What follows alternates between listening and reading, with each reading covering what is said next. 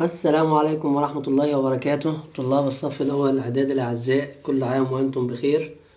أوشكت رحلة الصف الثالث الصف الأول الإعدادي على الانتهاء، فنرجو من الله تعالى أن يوفقكم وأن تحصلوا على أعلى الدرجات في نهاية الترم إن شاء الله. معاكم مستر عيسى العدوي. إن شاء الله هبدأ النهاردة معاكم مراجعة على الجزء الخاص بالمسائل.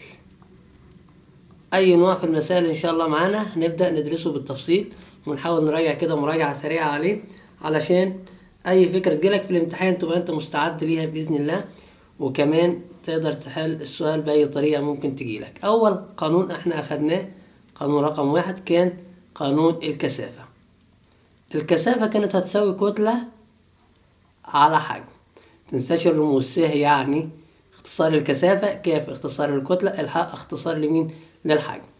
طيب بكل بساطة كان كل حاجة ليها اسمها أداة وحدة القياس بتاعتها. يعني لو احنا مثلا الكتلة تقاس بالجرام أو بالكيلو جرام، الحجم يقاس بالسنتيمتر المكعب أو المتر المكعب. يبقى إذن الكثافة وحدة قياس الكثافة اللي هي بتساوي كتلة على حجم، تبقى هتساوي مين؟ جرام على السنتيمتر المكعب او كيلو جرام على المتر المكعب. خد بالك من دي في المسائل علشان بتبقى عليها يعني ايه، تاخد درجة بتاعتك كاملة في اجابتك للسؤال ليها. يبقى بكل بساطة نبدأ نعمل المثلث بتاعنا ونشوف هو عايز منه ايه. حط هنا كده الكاف، وتحت هنا كده الثاء، وهنا كده الحاء. يعني لو طلب الكثافة ادي قانون الكثافة. طب لو طلب الكتلة من المثلث بتاعك هتساوي الساء ضرب الحاء، يعني هتساوي الكثافة مضروبة فين؟ في الحجم. طيب لو عايز الحجم هتساوي الكتلة على الكثافة، كتلة على كثافة. تمام؟ كمان في فكرة ممكن يديلك كده في المسألة، طول ضلع المكعب يساوي رقم مثلا 3. طيب قبل كده ده مش الحجم، هو مديلك هنا طول ضلع المكعب، انت محتاج تعمل ايه؟ هتجيب حجم المكعب. طب حجم المكعب بيساوي مين؟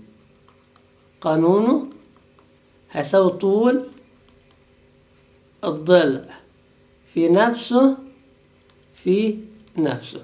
يعني المسألة اللي معانا هتساوي 3 ضرب 3 ضرب 3 هتساوي 9، هتساوي 27 سنتيمتر ايه؟ مكعب. تمام؟ دي كانت فكرة خد بالك ليها، ممكن يجيب لك حاجة زي كده في الامتحان. طيب كمان في قانون تاني، بس الفكرة دي عالية شوية، بس لازم نكون متعودين عليها وعارفينها. يقول لك ايه؟ معدنين او جسمين من نفس النوع. من نفس مين؟ النوع. طب ما من نفس النوع يعني ايه؟ يعني كثافة الاول 1 هتساوي كثافة مين؟ التاني. تمام كده؟ طيب دي الجزئية الأولانية. أشتغل معاها ازاي وأكمل معاها ازاي؟ هتقول لي والله بكل بساطة إن كاف 1 على كاف 2 هتساوي حاء 1 على حاء 2، وشوف مين اللي عايزه فيهم. طب لو فرضا طلب كاف 1، تقول لي سهلة. كاف 1 هتساوي كاف 2 في حاء 1 على مين؟ على حاء 2. طب لو كان طلب مثلا